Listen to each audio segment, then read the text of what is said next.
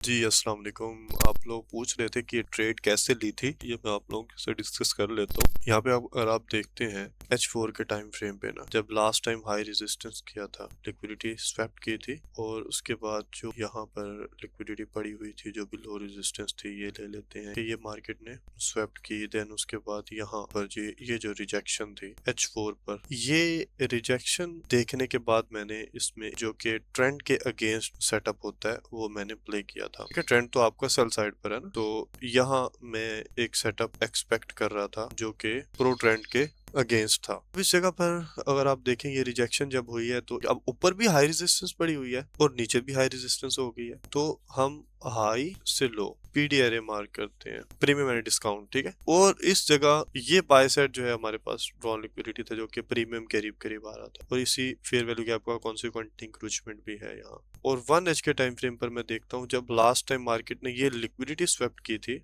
H4 पर, मैं आपको बता रहा था कि डिस्प्लेसमेंट तो नहीं थी अपसाइड पर, लेकिन H1 पे अगर मैं देखता हूँ तो मार्केट ने ये जो फेयर वैल्यू गैप फॉर्म किया लिक्विडिटी स्वैप्ट करके, तो इस जगह पर ये बनने वाला जो ऑर्डर ब्लॉक है, इस जगह से मैंने सेटअप को ट्रेड किया था। मैं वेट कर रहा था कि यहाँ पे मुझे कुछ मिले, बट मेरे ख्याल है यहाँ पर मैं बिजी था। मैं PM सेशन के टाइम पर, अगर आप नीचे देखें क्या टाइम हो रहा है, 3 PM 4 PM ये टाइम था जहाँ से मैंने ट्रेड प्ले की थी।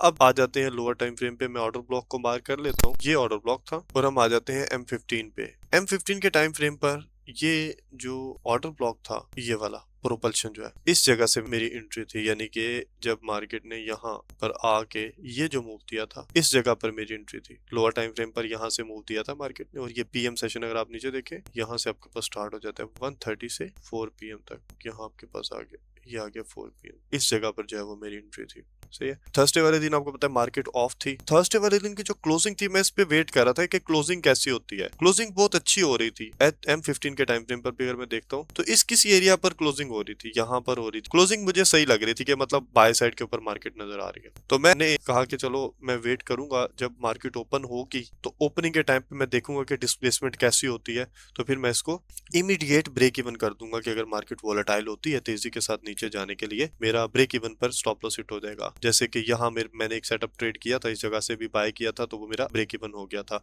और यहाँ अब अगर मैं देख लूं तो मुझे क्लियर बाय साइड नजर आ रहा था, क्योंकि ये हाई रेजिस्टेंस है, अपोजिट साइड पे ये जो लो रेजिस्टेंस है इसको मैं टारगेट करना चाह रहा था और ये लो रेजिस्टेंस ही मेरा ड्रॉन लिक्विडिटी था। अब जब यहाँ पे क्लोजिंग ऐसी हो गई तो फिर मैंने वेट किया। अब जब ओपनिंग हुई है दोबारा से, तो वो ओपनिंग अच्छी हो गई थी। अगर मैं 1 मिनट के ऊपर जाता हूँ और 1 मिनट के ऊपर देखता हूँ, आई थिंक यहाँ से ओपनिंग अच्छी हो गई थी, तो फिर मैंने वेट किया। सेटअप जो है वो इस बाय साइड के करीब करीब यहाँ कहीं जो है वो मैंने इसको क्लोज कर दिया। मतलब मेरी जो क्लोजिंग हुई है वो इस जगह पर, ये जो कैंडल स्वैप्ट हुई है अभी यहाँ पर जो है वो मेरी क्लोजिंग है। अब आप खुद ही प्राइस देख लीजिएगा, इस जगह पर मैंने क्लोज कर दिया है सेटअप को। तो ये राउंड अबाउट 750 के करीब पिप्स बनते थे।